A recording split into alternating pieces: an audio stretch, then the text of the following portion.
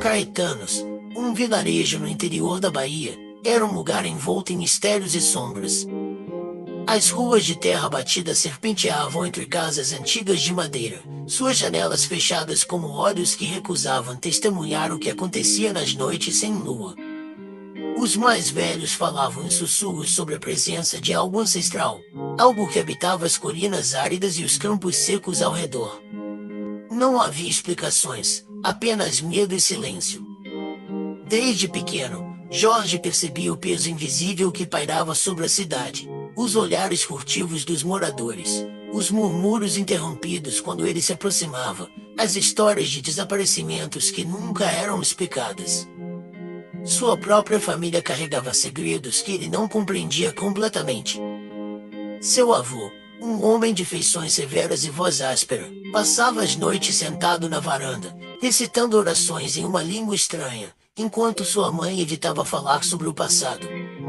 Era em uma dessas noites sufocantes, onde a lua parecia se esconder em medo, que Jorge ouviu pela primeira vez o chamado. Um som grave e profundo, como um lamento arrastado através dos séculos. Ele tentou ignorá-lo, mas o som se infiltrava em sua mente, como um sussurro de algo indescritível. No dia seguinte, sem saber exatamente como ou porquê, ele se viu caminhando para fora da cidade, guiado por uma força que não compreendia.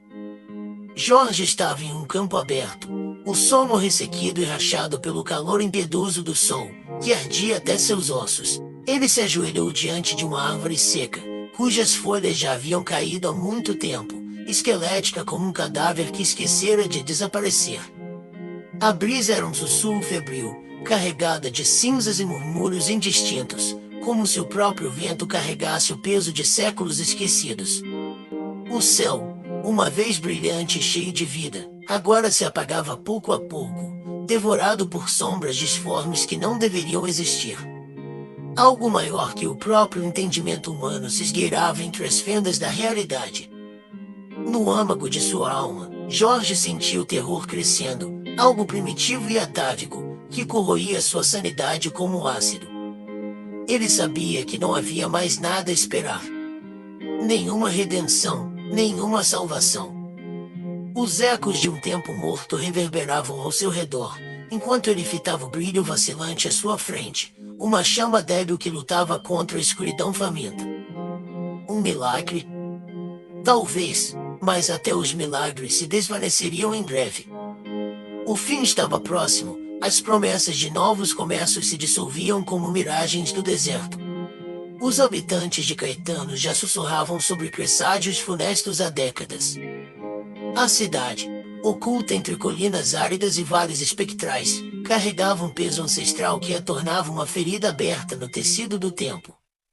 As noites eram assombradas por cânticos distantes, lamentos que subiam como fumaça das matas cerradas, onde olhos amarelos vigiavam dos galhos retorcidos. Jorge crescerá ouvindo essas histórias, sussurros sobre sua própria linhagem, um segredo que se entrelaçava com a poeira e o sangue de sua terra. Sua família fazia parte de algo muito maior, muito mais antigo. Os rituais secretos aconteciam sob a terra, em cavernas onde o tempo se tornará uma ilusão e as paredes sussurravam nomes esquecidos pela humanidade. Cantos culturais ecoavam através da pedra, misturando-se com o cheiro enjoativo de incenso e carne queimada. Havia sacrifícios, oferendas de sangue e luxúria, onde corpos se entrelaçavam em êxtase sacrílego, seus gritos de prazer e dor acendendo como uma sinfonia blasfema. O chão era pintado com símbolos de uma linguagem impossível, marcas que pulsavam como se tivessem vida própria. E Jorge? Jorge era a chave. Seu sangue carregava passagem para algo que espreitava do outro lado, uma entidade que sussurrava em seus sonhos, sua voz um eco arrastado que fazia suas entranhas se contorcerem de medo. Ele via coisas que não deveriam ser vistas, figuras grotescas, infinitas, de proporções incompreensíveis.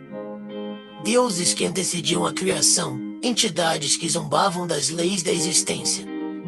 Em sua mente, os olhos de 1000 sóis mortos o observavam, E ele sentia sua insignificância rastejando sob sua pele como vermes famintos. A seita que sua família liderava preparava-se para o ritual final. A cidade inteira fazia parte desse teatro macabro, todos cúmplices, todos aguardando com fervor enlouquecido. Jorge fora conduzido ao altar esculpido em rocha negra, cercado por velas cujas chamas se retorciam em formas impossíveis. Mulheres e homens, nus e cobertos de runas carmesins, dançavam em um frenesi de luxúria sacramental, seus corpos fundindo-se sob a luz do fogo profano. O ar tremulava com cânticos antigos, entoados em uma língua esquecida, uma melodia que não deveria existir. Quando a lâmina tocou sua pele, Jorge sentiu o universo se dobrar sobre si mesmo. A realidade se rasgou, e algo saiu do outro lado.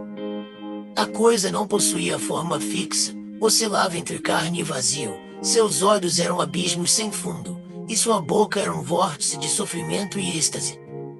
O mundo tremeu. O céu se abriu em chagas pulsantes, revelando a vastidão incompreensível de um cosmos devorador. O sacrifício estava completo. E Caetanos nunca mais seria a mesma. E o mundo sentiu. O fim havia chegado.